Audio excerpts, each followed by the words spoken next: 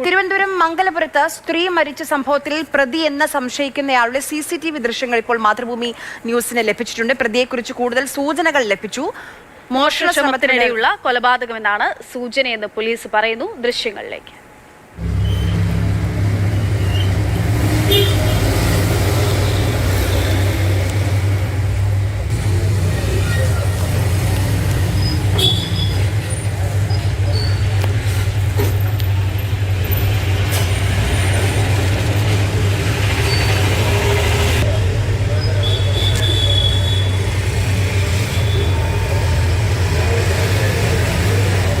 അനന്തകൃഷ്ണൻ നമുക്കൊപ്പം തിരുവനന്തപുരത്ത് വിവരങ്ങളുമായി ചേരുന്നുണ്ട്. അനന്തൻ, ഇപ്പോൾ നമ്മൾ ദൃശ്യങ്ങളിൽ ഒരാളെ കൃത്യമായി നമുക്ക് കാണാൻ കഴിയുന്നുണ്ട്. ആരാണ്? മലയാളിയാണോ?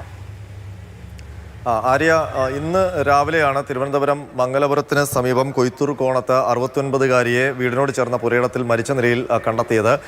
തങ്കമണി എന്ന സ്ത്രീയാണ് മരിച്ചത്. ഈ മരണവുമായി ബന്ധപ്പെട്ട് പോലീസ് ഇപ്പോൾ പ്രാഥമികമായ ഒരു അനുമാനത്തിലെത്തിയിരിക്കുന്നത് ഇതൊരു കൊലപാതകം ആണ് എന്നുള്ളതാണ്. അതിൻ്റെ അടിസ്ഥാനത്തിൽ നടത്തിയ പരിശോധനയിലാണ് ഇപ്പോൾ മാതൃഭൂമി ന്യൂസ് കാണിക്കുന്ന ഈ ദൃശ്യങ്ങൾ പോലീസിന് ലഭിച്ചത്. ഈ CCTV ദൃശ്യങ്ങളിൽ ഒരാൾ ആ കൊയ്ത്തൂർ കോണത്തെ കടകളുടെ സമീപത്തുകൂടി ഷർട്ടൊന്നുമില്ലാതെ നടന്നു പോകുന്ന ദൃശ്യങ്ങളാണ് ഇന്ന് പുലർച്ചെ, ഇന്നലെ രാത്രിയിലുമൊക്കെ ആയിട്ട്. അപ്പോൾ ഇയാൾക്കൊരു മോഷ്ടാവിൻ്റെ സ്വഭാവമുണ്ട് എന്നാണ് പോലീസിൻ്റെ അനുമാനം. ഇയാളെ ഏകദേശം തിരിച്ചറിഞ്ഞു എന്നാണ് പോലീസ് പറയുന്നത്.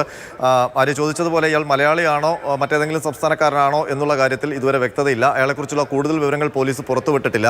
അപ്പോൾ ഇയാളായിരിക്കണം ഈ തങ്കമണിയെ കൊലപ്പെടുത്തിയത് എന്നുള്ള ഒരു അനുമാനത്തിലേക്കാണ് പോലീസ് ഇപ്പോൾ എത്തിയിരിക്കുന്നത്. ഇയാളെ കണ്ടെത്താനുള്ള ശ്രമം മംഗലപുരം പോലീസ് ആരംഭിച്ചിട്ടുണ്ട്. അല്പസമയത്തിനകം ഇയാൾ കസ്റ്റഡിയിലാകുമെന്നാണ് സൂചന.